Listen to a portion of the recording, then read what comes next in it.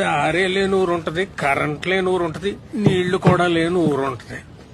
కానీ గుడి లేని ఊరిని ఎక్కడన్నా చూశారా? ఉండరా ఉండదు కదా. ఉండదు. అలాంటి ఊరే ఉండదు.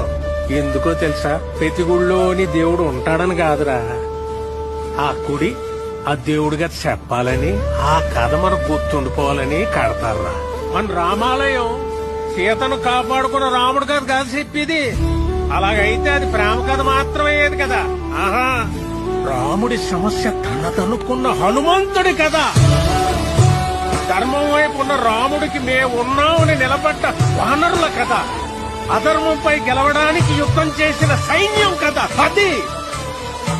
అందుకే రామాయణం లోక కళ్యాణం కోసం జరిగిందంటారు. ప్రతి భజనలోనూ చెప్పుకునే ఈ కథ ఏదో ఒక రోజు మనకు ఉపయోగపడాలని చెప్తాం.